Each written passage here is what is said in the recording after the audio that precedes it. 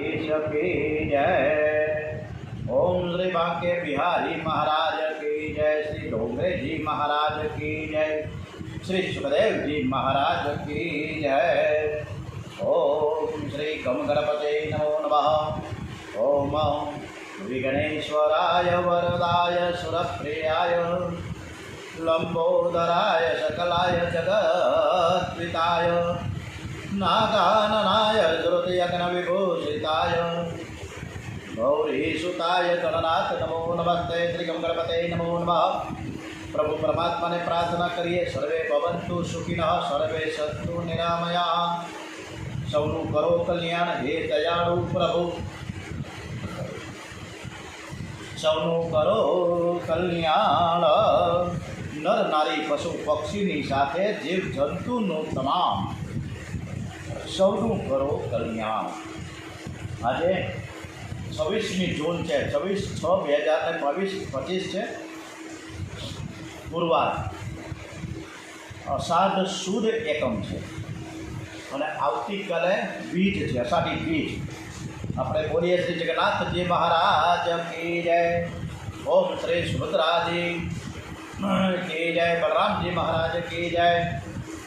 ओम श्री भागवत भगवान जी महाराज की जय। ओम नमो भगवते वासुदेवाय। उद्धवजीનું અભિમાન ઉતરી ગયું। ગયા હતા 2-4 દિવસ માટે, પણ રહ્યા 6 મહિના। ઉદ્ધવને ખાતરી થઈ ગઈ શ્રી કૃષ્ણ ગોપીઓથી દૂર નથી। જ્યારે જ્યારે પણ કૃષ્ણ કીર્તન થાય ત્યારે શ્રી કૃષ્ણ પ્રકટ થાય છે। રોજ રોજ તમે કૃષ્ણ કથા કરો તો રોજ રોજ શ્રી કૃષ્ણ પ્રગટ થાય છે। આજની કથા પણ આપણે સરસ મજાની આજે શ્રી કૃષ્ણ પરમાત્માને સમર્પિત કરીએ છીએ અને એ ખૂબ જ ભાવ સાથે આપણી કથા સાંભળે છે। ઉદ્ધવજીને ગોકુળ છોડવાની ઈચ્છા થતી નથી। ઉદ્ધવજી ગોકુળમાં આવ્યા તે ગોપીઓના ગુરુ થવા માટે આવ્યા હતા, પણ બની ગયા છે ગોપીઓના ચેલા। ઉદ્ધવજી પ્રભુની પાસે ગોપીઓ જેવી અનન્ય ભક્તિ માંગે છે। તેઓ કહે છે કે મારી કાંઈ જોઈતું નથી, ફક્ત મને પ્રેમ લક્ષણા ભક્તિ આપો।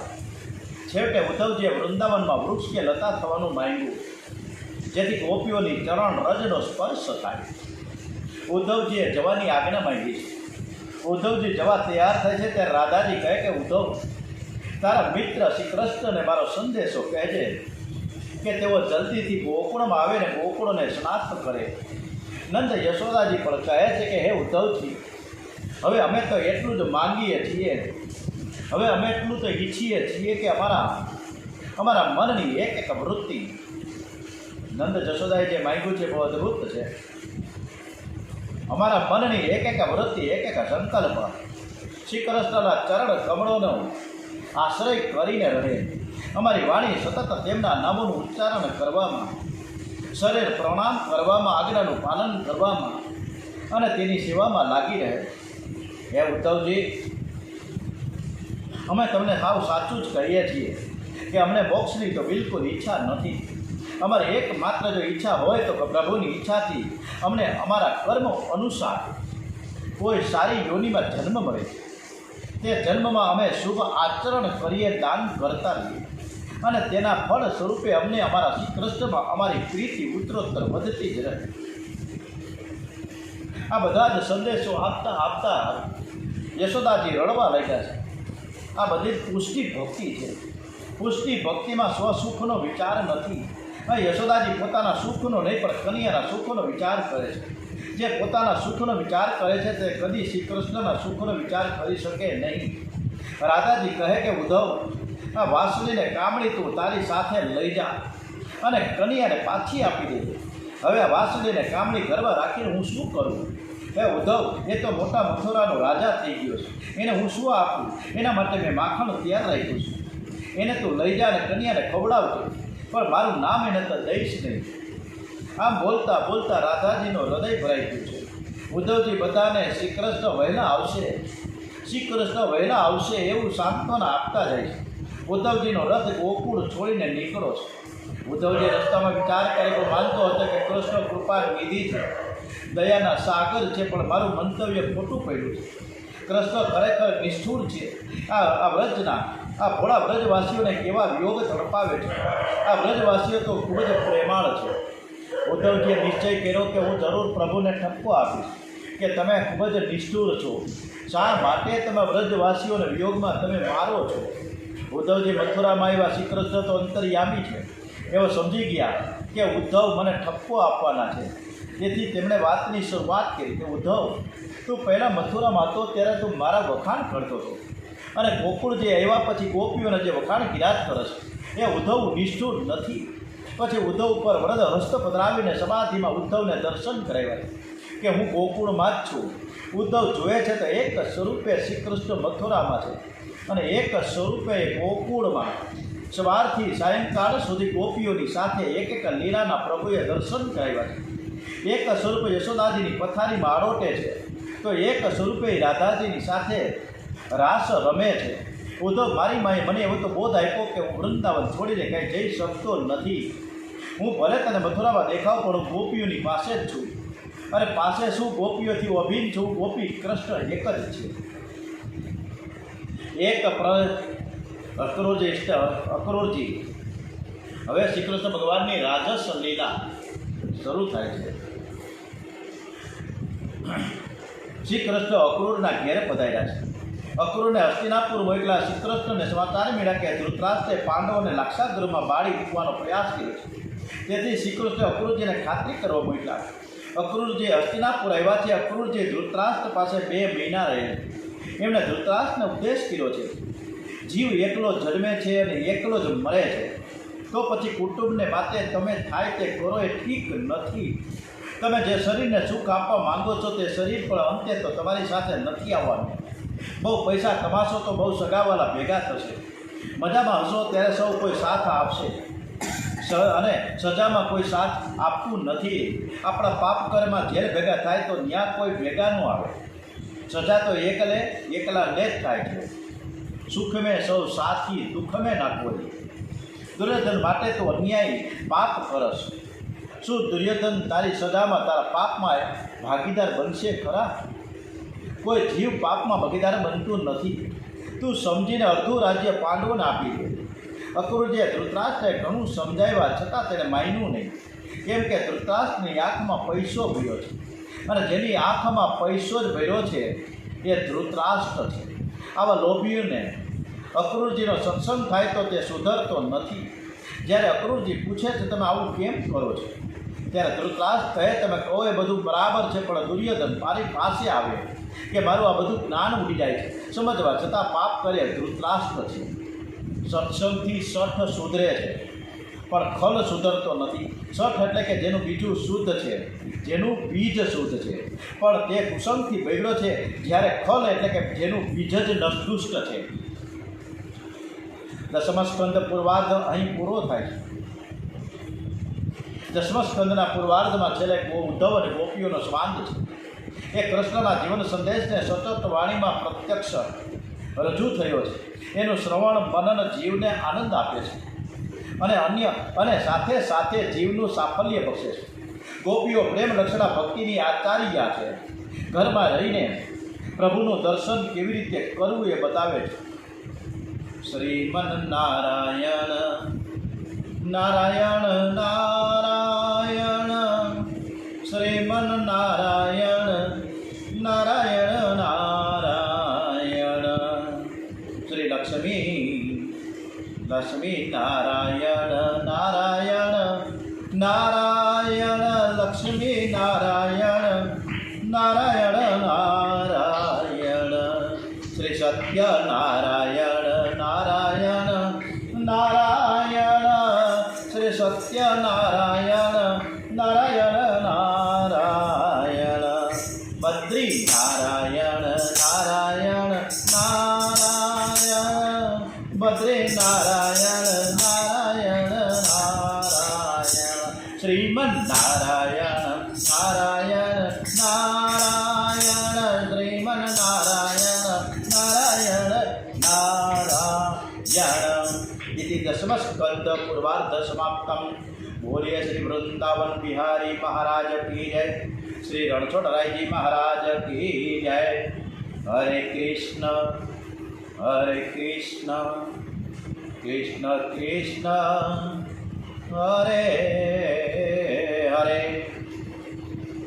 10મા સ્કંદમાં હવે નિરોધ લીલા ઉત્તરાર્ધ તરફ આપણે આગળ વધીએ છીએ. પૂર્વાર્ધ આપણે પૂર્ણ કર્યું. આ કથામાં જરાસંઘની કથા આવશે. જૂનાગઢના મુચકંદ ઋષિની પણ કથા છે. હવે રૂક્ષ્મણી વિવાહ પણ આ અધ્યાયમાં આવે છે, આ સ્કંદમાં. અને જરાસંઘનો વધ. કરારવિંદેન પદારવિંદમ મુખારવિંદે વિનવેશયંતમ વટસ્ય પત્રસ્ય પુટે શયાન્નમ બાલમ મુકુંદમ મનસા સ્મરામિ. ઓમ શ્રી કૃષ્ણ ભગવાન કી જય. શ્રી ભાગવત ભગવાનજી મહારાજ કી જય. સત્યમ જ્ઞાનમનંતમ નિત્યમ મનાનકારમ પરમ આકાશગોષ્ઠ પ્રાંગાણ નિંગળલોલ મનાયાસ્યમ પરમાયાસમ માયા કલ્પિત નાનાકારમ મનાકારમ ભુવનાકારમ શ્યામા નાથમનાથમ પ્રણમત્ત ગોવિંદમ પરમાનંદમ. આ ગોવિંદાષ્ટકમ છે. જેવું આવ્યું એવું રજૂ કર્યું છે. કદાચ ભૂલ હોય ભગવાન માફ કરે. પરમાત્મા શ્રી કૃષ્ણ આનંદ સ્વરૂપ છે. નિરાકાર આનંદ છે ને, એ જ નિરાકાર શ્રી કૃષ્ણ રૂપે પ્રકટ થયા છે. આજે પ્રેમાનંદ મહારાજની કથા સવારના 6 વાગે સાંભળતો હતો આજે. ત્યારે પ્રેમાનંદ મહારાજે એવું કીધું કે મારું નામ છે પ્રેમાનંદ. વૃંદાવનના છે પ્રેમાનંદ. મારું નામ પ્રેમાનંદ છે. જ્યાં પ્રેમનો આનંદ છે એ જ પ્રેમાનંદ છે. જ્યાં પ્રેમાનંદ છે ત્યાં બ્રહ્માનંદ આવે. આવું પ્રેમાનંદ મહારાજે બહુ સરસ મજાની વાત કરી છે.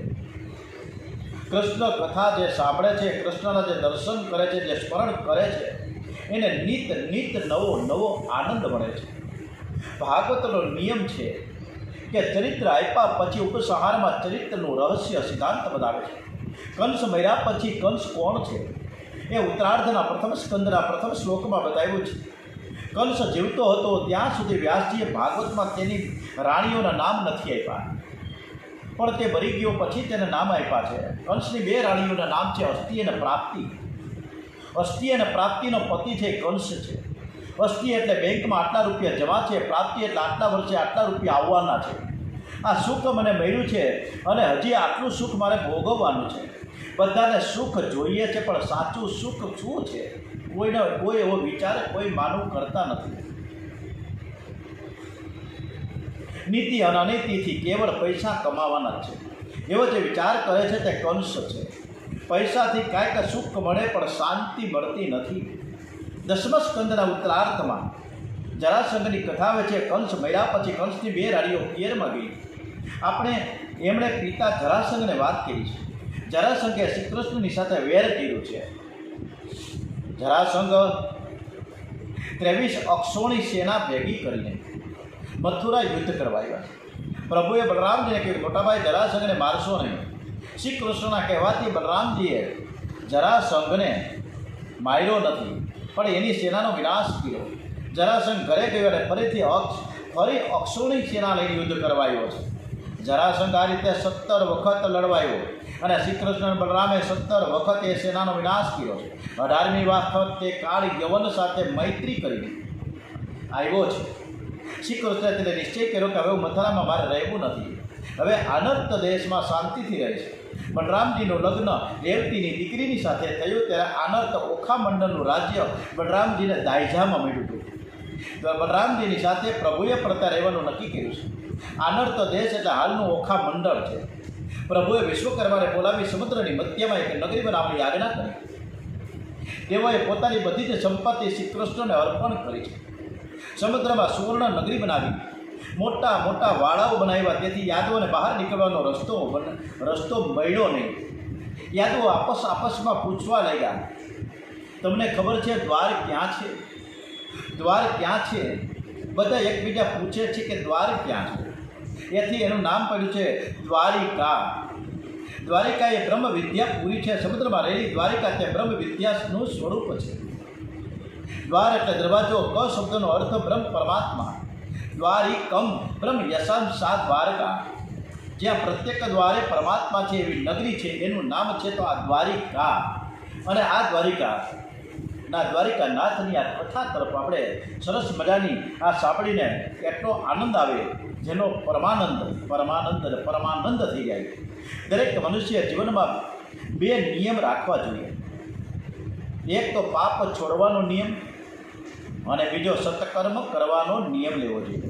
21,000 જપ એટલા માટે કહ્યા છે કે એક દિવસમાં આ મનુષ્યને 21,600 શ્વાસ લેવા પડે છે. એટલે શ્વાસે શ્વાસે ભગવાનનું નામ લ્યો. ભાગવતની કથા સાંભળ્યા બાદ ભગવાનની સાથે મારો સંબંધ થયો છે, હવે હું બ્રહ્મચર્ય પાડીશ, ધ્યાન જપ કરીશ, એવો કોઈ નિયમ લેવો જોઈએ. એક વાણીએ કથા સાંભળી એટલે એ કથાકાર મહારાજને કીધું કે તારે હવે એક નિયમ લેવો જોઈએ. તે કથા સાંભળી છે ને મહારાજ, તેને સત્ય બોલવાનો નિયમ લેવાનું કહે છે. ત્યારે વાણીઓ એમ કે મહારાજ, હું વેપાર કરું છું, વેપારમાં તો મારે અસત્ય બોલવું પડે. મહારાજ કે કોઈની નિંદા કરીશ નહીં. વાણીઓ કે મહારાજ, રોજ રાત્રે મને 2 કલાક સુધી ગપ્પા માર્યા વગર ઊંઘ આવતી નથી, એટલે આવો તો નિયમ મારે ન લઈ શકાય. છેવટે વાણીએ પોતાના ઘરની સામે રહેતા કુંભારનું મોઢું જોયા પછી કામ કરવાનો નિર્ણય લીધો. વાણીએ નિયમ પ્રમાણે નિયમ તો લેવા ખાતર લીધો હતો. શરૂમાં તો અને પ્રારંભમાં તો વાણીઓ રોજ આ નિયમનું પાલન કરવા લાગ્યો છે. રોજ સવારે ઉઠીને પોતાના ઘરની સામે રહેતા કુંભારનું મોઢું જુએ અને પછી જ પોતાનું કાર્ય શરૂ કરે. એક દિવસ કુંભાર સવારે વહેલો ઉઠી માટી ખોદવા નીકળી ગયો હતો. વાણીઓ ઉઠ્યા છે ત્યારે કુંભાર જતો રહ્યો હતો. એથી એને કુંભારના દર્શન ન થયા. વાણીઓ નિયમ પ્રમાણે કુંભારના દર્શન કરવા માટે શોધતો એ ખાણ નજીક આવ્યો, જ્યાંથી કુંભારથી રોજ માટી ખોદે છે. એ દિવસે કુંભારને માટીમાંથી સોનામરોનો ભરેલો એક ચરુ મળી આવ્યો. કુંભાર ચરુ કાઢે છે. એ જ સમયે તે વાણીઓ તેના મોઢાના દર્શન કરવા આવી પહોંચ્યો. એનું મોઢું જોઈને વાણીઓ કહે છે કે મેં જોઈ લીધો. કુંભારની નજર વાણીઓ પર પડી અને થયું કે વાણીએ ચરુ જોઈ લીધો છે. એ ગભરાઈ ગયો. એને થયું કે નક્કી વાણીઓ હવે આ ચરુની વાત રાજાને કરશે. એ રાજા બધું ધન લઈ લે છે. એટલે કુંભાર વાણિયા પાસે આવ્યો અને આ ચરુની બાબત રાજાને ન કહેવા બાબત જણાવ્યું અને તે બદલ તેને અડધો ભાગ આપવાનું કહે છે. આ વાણિયાને સોનામરનો અડધો ભાગ મળી ગયો. વાણીઓ વિચાર કરે કે માત્ર સાધારણ કુંભારનું જે મોઢું મેં જોયું, રોજ સવારનો એવો નિયમ લીધો હતો, એ મારા ઘેર લક્ષ્મીજી પધાર્યા તો હું ભગવાનના દર્શન કરવાનો નિયમ લીધો હોત તો મને કેવડો મોટો ફાયદો થાય.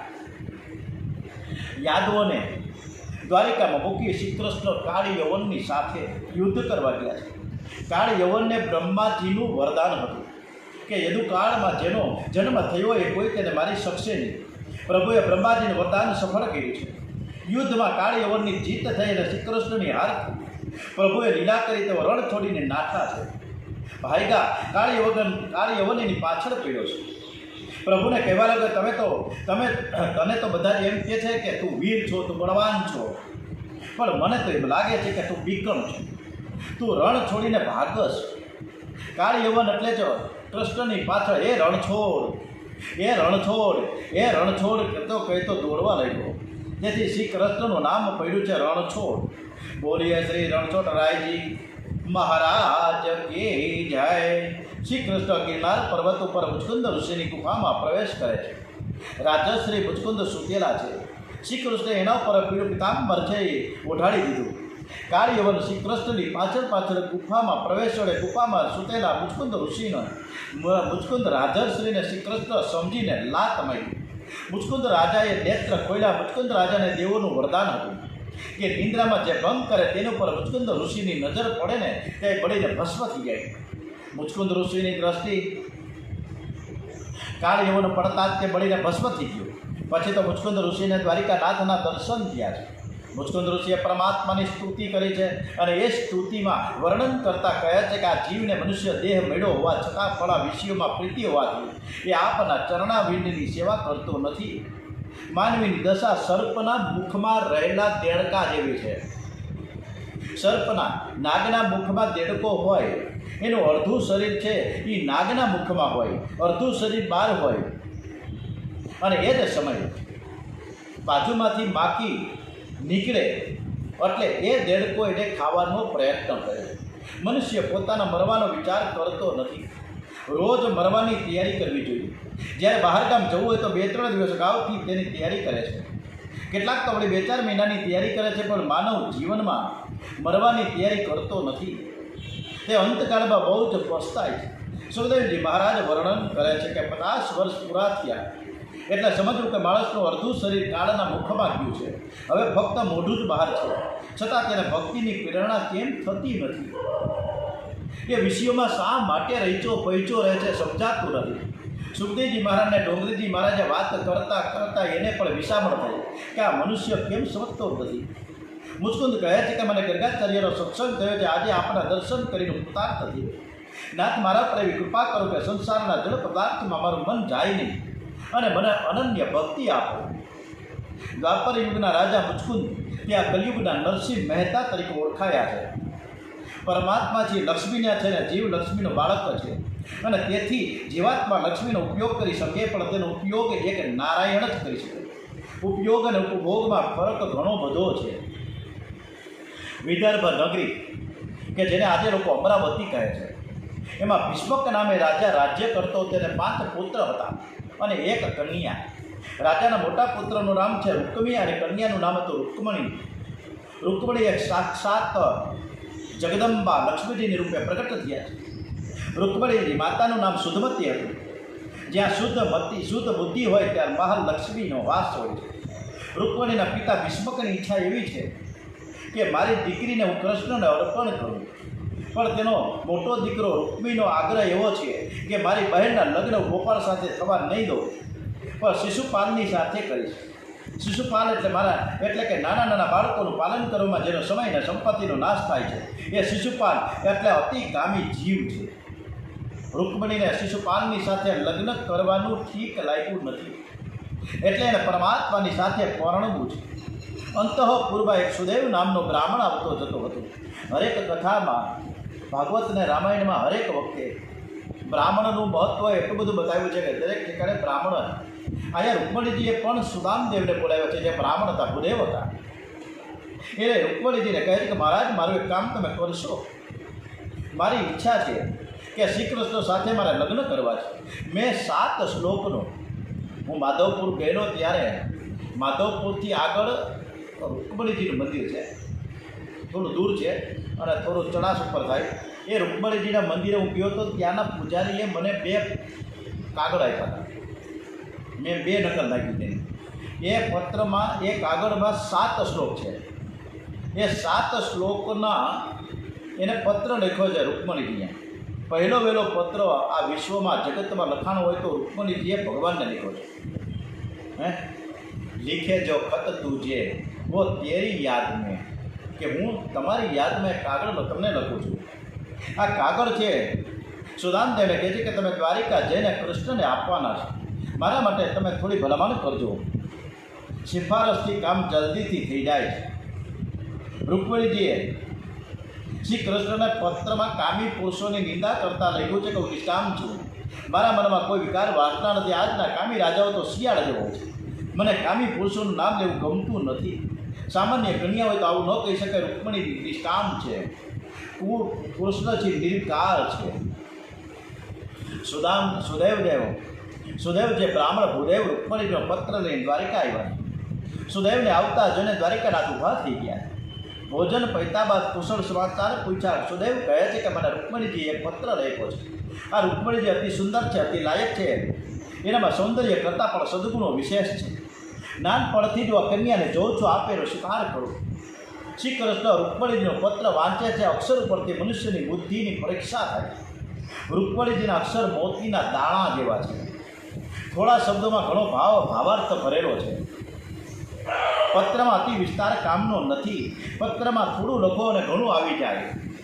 સરસ મજાના પુરસ્કાર આપણે કેવા લખા, ઇંગ્લેન્ડ કવર, આંતરદેશીય પત્ર આપણે કહેવાય.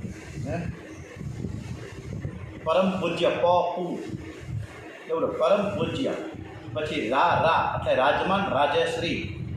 તમે બધા ખુશ આનંદમાં હશો, અમે બધા આનંદમાં છીએ. અહીંયા હમણાં જ અમે એક ભાઈને મને તમારી બહુ જ યાદ આવી ગઈ, આવું બધું લખી નીચે લખે લિખિતી લી શબ્દ વાપરે, લી પછી ફૂલ સ્ટોપ એમ કરીને મેચ જોશે. આવો સરસ મજાનો પોસ્ટકાર્ડ આપણે એ પોસ્ટ ઓફિસના લાલ ડબલામાં નાખવા જાય અને રોજ બપોરે અને સાંજે આવી ટપાલી બધા ભેગા કરી કોથળા ભરીને લઈ જાય અને પછી વિતરણ કરવા નીકળે ટપાલી. અને આપણે એ કુરજીભાઈ ટપાલીની રોજ રાહ જોઈએ કે અમારી કોઈ ટપાલ આવી કે નહીં. હવે ટપાલ નામનું ચિત્ર જોયું, ક્યાં છે ટપાલ? શીખ 6 શ્લોકમાં રૂકમણીજી અતિ સુંદર છે, અતિ લાયક છે, તેનામાં સૌંદર્ય કરતાં પણ સદગુણો વિશેષ છે. નાનપણથી જો આ કન્યાને જોઉં છું, આપ એનો સ્વીકાર કરો. સુદામદેવ છે ને, એ સુદામદેવ એટલે કે બ્રાહ્મણ, એ ટપાલી, જે ટપાલીના સ્વરૂપમાં પહોંચ્યા હતા દ્વારિકા, અને એને રૂકમણીજીના ખૂબ વખાણ કર્યા છે. શ્રી કૃષ્ણ રૂકમણીજીનો પત્ર વાંચે છે, અક્ષર ઉપરથી મનુષ્યની બુદ્ધિની પરીક્ષા થાય છે. રૂકમણીજીના અક્ષર મોતીના દાણા જેવા છે, થોડા શબ્દોમાં પણ ઘણો ભાવાર્થ. પત્રમાં ઘણું લખો પણ ઘણું આવી જાય. પત્રમાં 7 શ્લોક લખ્યા છે. 6 શ્લોકમાં શ્રી કૃષ્ણના 6 સદગુણોનું વર્ણન છે, જેમ કે ઐશ્વર્ય, વીર્ય, યશ, જ્ઞાન, વૈરાગ્ય. અને 7મા શ્લોકમાં શરણાગતિ છે.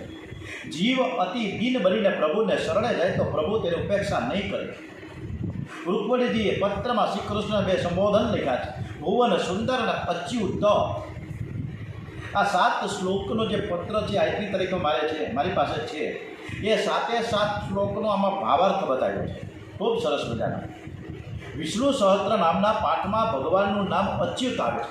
અચ્યુત એટલે જેને કામનો સ્પર્શ નથી, જે પૂર્ણ નિષ્કામ છે, જે શ્રી કૃષ્ણ નિષ્કામ છે, તેથી તેને અચ્યુત કહેવામાં આવ્યું છે. સૂર્ય વિના અંધકાર દૂર ન થાય અને સૂર્યના અંધકારનો સ્પર્શ થાય નહીં, એમ શ્રી કૃષ્ણ પાસે કામ આવી શકે નહીં. રૂકમણીજીએ બીજો સંબોધન લખ્યું છે કે ભુવન સુંદર. શ્રી કૃષ્ણ સમાન કોઈ સુંદર નથી, શ્રી કૃષ્ણ અતિ સુંદર છે. અને બીજું સંબોધન, રૂકમણીજીએ બીજું સંબોધન લખ્યું છે.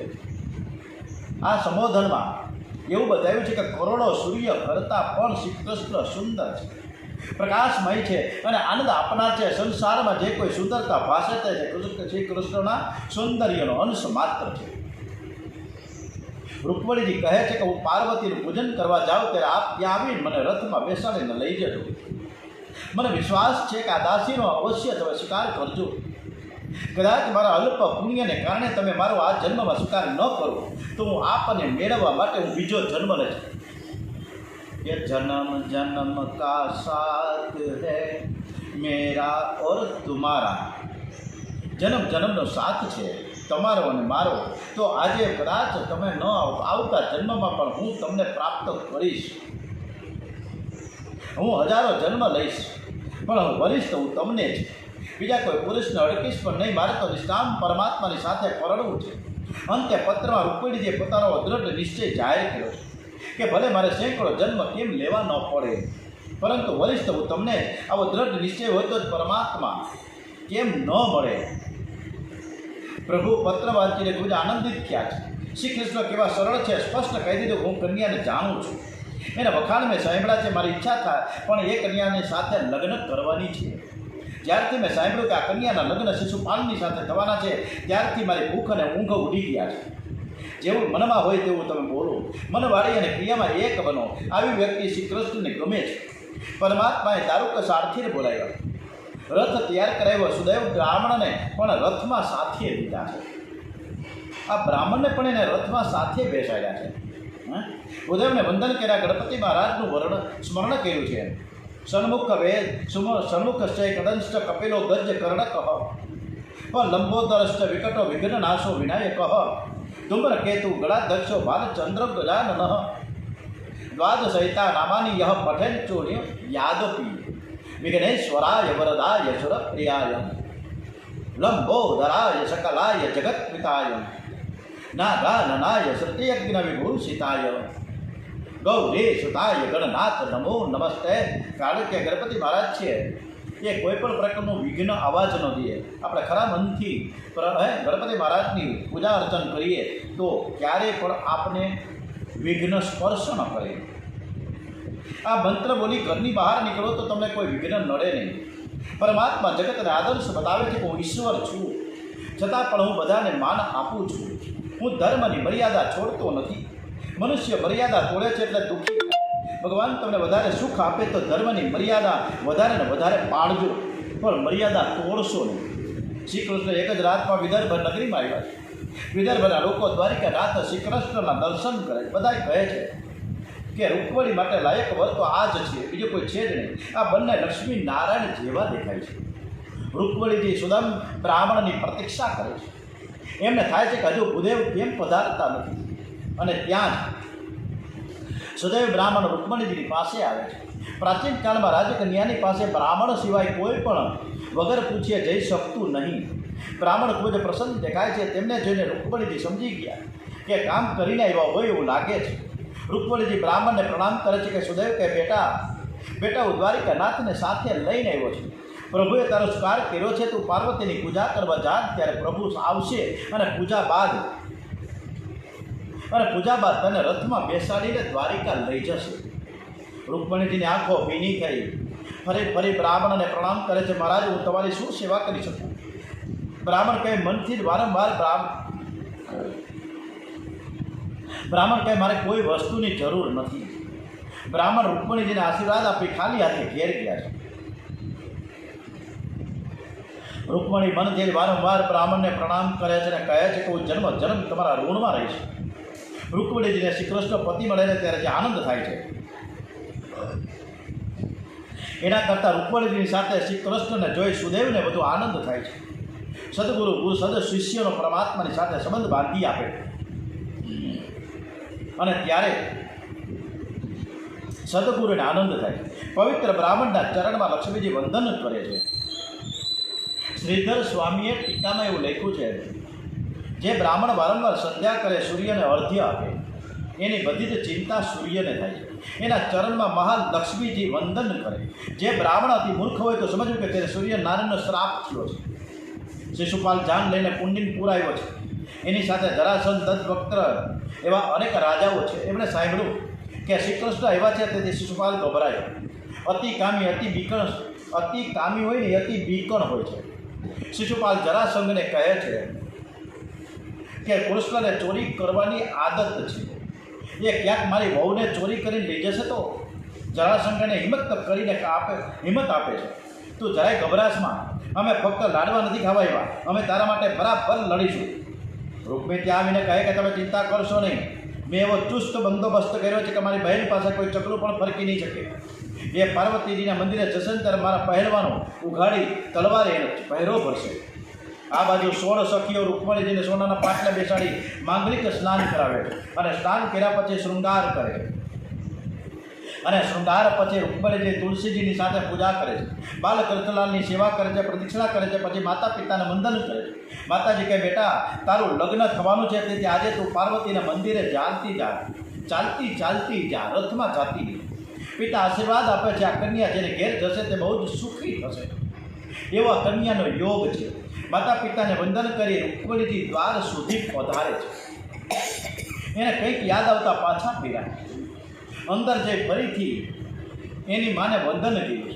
માં કહે બેટા એક વખત તે મને પગે લાગી, ફરીથી તું કેમ પગે લાગે છે? રૂકમણીજી વિચાર કરે કે પાર્વતીની પૂજા કર્યા પછી હું દ્વારિકા જવાની છું, ઘેર તો આવવાની નથી. હવે માને ઘેર ફરી ક્યારે મારે આવવાનું થાય? તેથી એ માને વારંવાર વંદન કરે છે. પછી 16 સખીઓની સાથે રૂકમણીજી ધીરે ધીરે આગળ વધે છે. પદા ચલંતી કલ હંસગામી, હંસ જેવી ચાલ છે. દેશના રાજાઓ રૂકમણીજીને જોવા આવ્યા છે. બધા જ પહેરવાનો ઘેરો ઘાલીને ચાલે છે.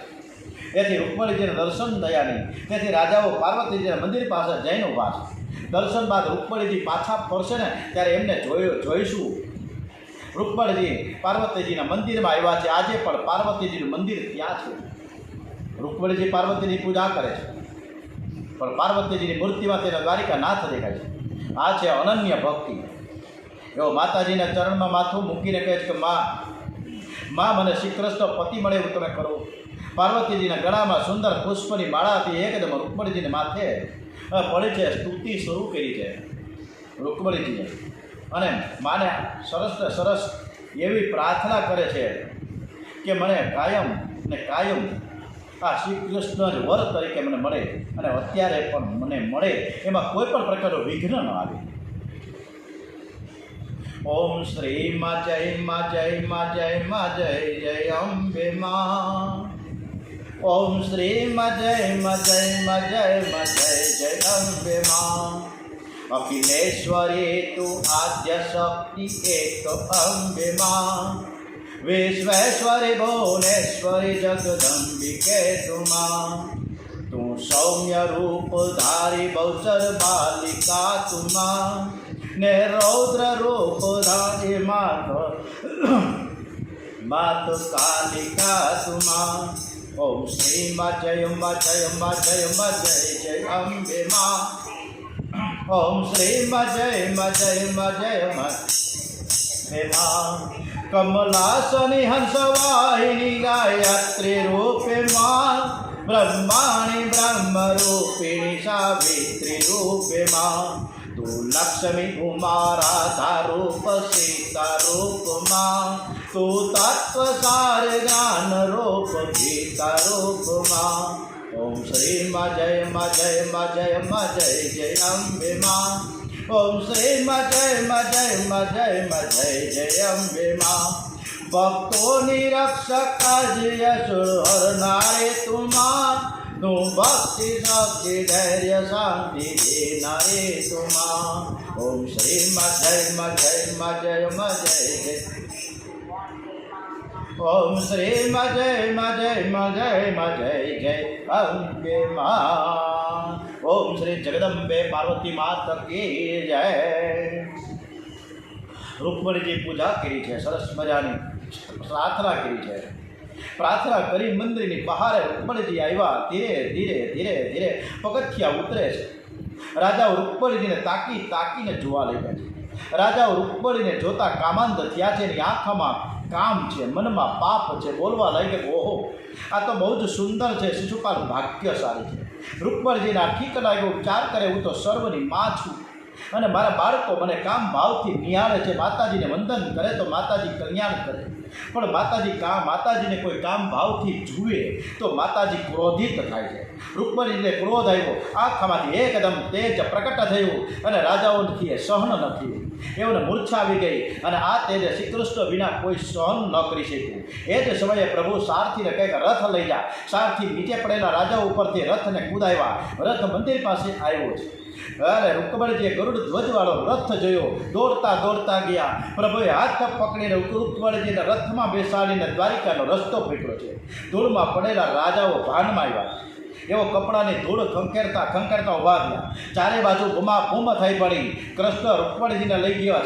શિશુપાલ જરાસંઘને કહે છે, આજે મારું નાક કપાઈ ગયું છે. જરાસંઘ કહે, અમે બધા જ તેની સાથે લડીને કન્યાને પાછી લાવીશું. આમ કહીને શિશુપાલ દંતવક્ર જરાસંઘ વગેરે કૃષ્ણની સાથે લડવા નીકળ્યા છે. અને આ બાજુ દાઉદજી મહારાજને દ્વારિકામાં ખબર પડી. બંને ભાઈઓમાં એવો પ્રેમ છે કે બંને સાથે જ ભોજન કરે છે. એવો સાથે જ પાટલે બેસીને સરસ મજાની વાતો પણ સાથે કરે. શ્રી કૃષ્ણની રાહ જુએ છે કે પછી ખબર પડી વિદર્ભ નગરીથી કે બ્રાહ્મણ આવેલો અને એની સાથે શ્રી કૃષ્ણ ઉતાવળે ગયા છે. કનિયો કેવો શરમાળ છે, મને વાત પણ ન કરી. ત્યાં રાજાઓ એની સાથે યુદ્ધ કરશે. બલરામ રાત્રે જ લશ્કરની સાથે વિદર્ભ નગરી તરફ રવાના થયા છે. અહીં રાજાઓ લડવા માટે તૈયાર થયા છે. ત્યાં જ દાઉદજી આવી પહોંચ્યા. દાઉદને જોઈ લડવા નીકળેલા રાજાના મોત ક્યાં મળી ગયા.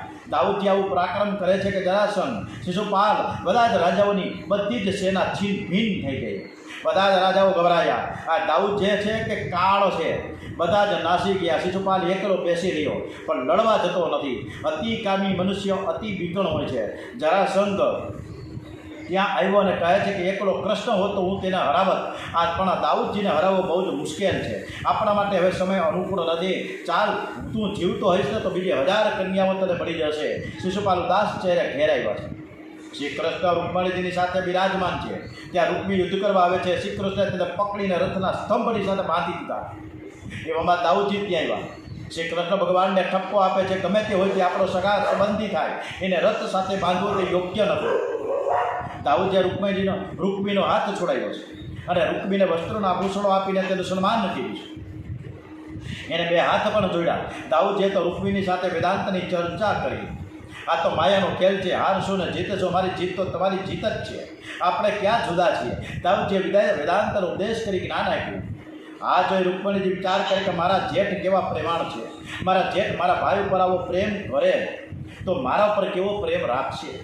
પહેલા જ દિવસે દાઉદે રૂકમણીજીના મનમાં પ્રેમનું બિજારો પણ કર્યું છે. આજકાલ તો લગ્ન થાય એટલે બે ભાઈઓની સાથે એકની સાથે રહી શકતા જ નથી. બંનેની પત્નીઓ આવે એટલે અંદરો અંદર ખટપટા શરૂ થઈ જાય. મન મોટું રાખો, તમારે ત્યાં કાળ આવશે નહીં. આજે સરસ મજાને એક વિચાર મંથનમાં લખાયું કે આજે આપણે ઓલી સેલ્ફી પાડીએ.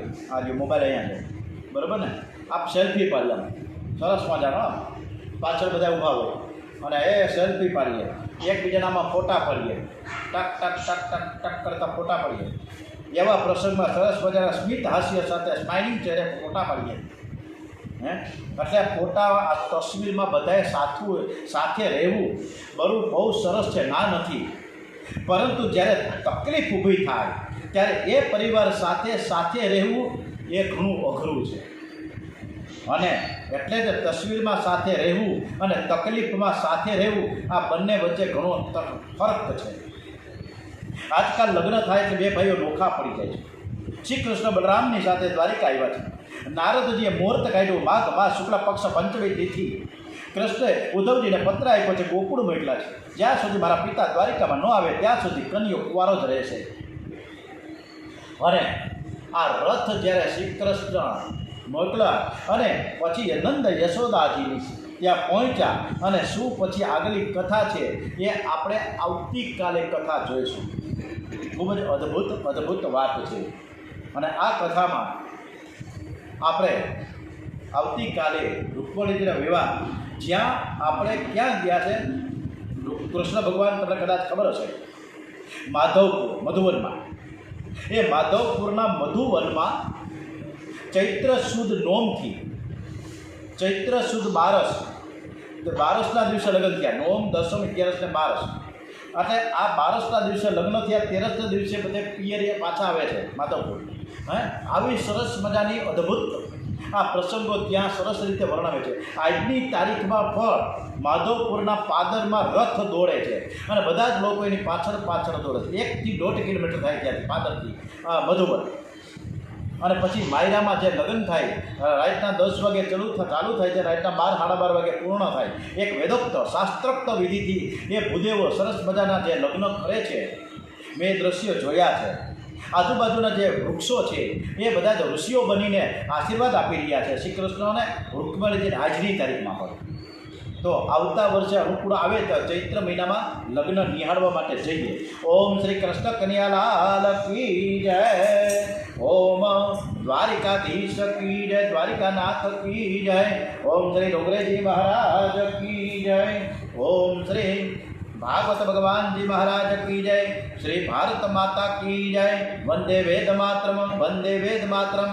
ઓમ નમો ભગવતે વાસુદેવાય. ઓમ નમઃ પાર્વતી પદય. હર હર હર હર હર હર હર મહાદેવ હર.